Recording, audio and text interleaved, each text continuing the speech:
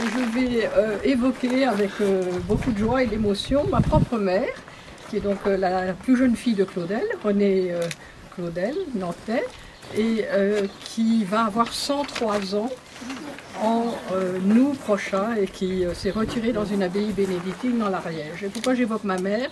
C'est parce qu'elle a été très attachée à ce projet de la maison Camille et Paul Claudel. Elle voulait absolument que le frère et la sœur soient réunis, à la fois physiquement à travers un lieu, à travers un parcours, mais aussi ne soient pas opposés l'un à l'autre, mais au contraire qu'on mette en lumière et en valeur les échanges qui se sont développés entre eux. Et c'est, je pense, vraiment ce que cette maison accomplit. Villeneuve, je crois pouvoir le dire, est la seule commune en France qui a hébergé 2 artistes devenus des illustres, frères et sœurs, ce qui est tout à fait exceptionnel dans le domaine de l'art, puisque littérature et sculpture sont des moyens d'expression qu'on ne trouve que très rarement réunis dans une même famille. On peut avoir des musiciens, on peut avoir des peintres, mais un sculpteur, une sculptrice, pardon, et un écrivain, c'est très très rare de les trouver réunis, et ces deux-là sont nés dans ce Tardenois, plus largement, puisque Camille est née à Fères et Paul... Avec le label des illustres, Camille et Paul Claudel, oui, ils sont vraiment des illustres.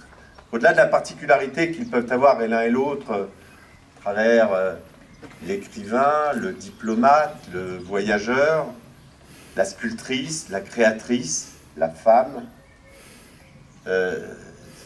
c'est tout la création, la pertinence de cette maison à travers l'œuvre de Camille et Paul Claudel, mais bien plus.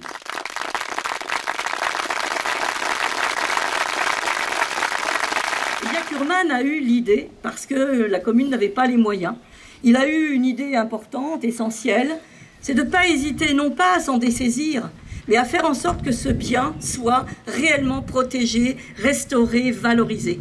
Alors certes, la commune s'en trouvait peut-être un peu dessaisie à l'époque, mais en tout cas aujourd'hui, si nous sommes tous là aujourd'hui, c'est parce que Jacques a eu cette prescience et cette volonté de ne pas être égoïste pour la commune et de faire en sorte que ce patrimoine dont nous sommes dépositaires, Madeleine l'a bien dit, c'est exceptionnel. 2 artistes comme ceux-là, c'est exceptionnel pour une petite commune, pour un territoire comme le nôtre. Eh bien, Jacques a eu cette idée importante de pouvoir le faire racheter par le département. Le département a mis 200 000 € de travaux dedans. C'est pas neutre. À l'époque, Jacques Krabal était aussi à la manœuvre avec Jacques Urman, Jean-Pierre Baligan, je crois, pour que cette maison soit restaurée. Et puis, bien évidemment, le département est venu nous trouver.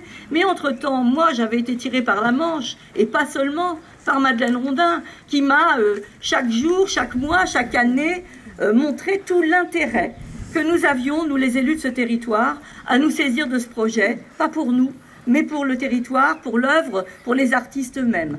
Et donc, c'est grâce à eux si nous en sommes là. Tu aimes Villeneuve, ce joli Villeneuve qui n'a rien de pareil sur Terre. Et tu es un peu envoûté par 2 de ses habitants, Camille et Paul. 2 génies qui te fascinent.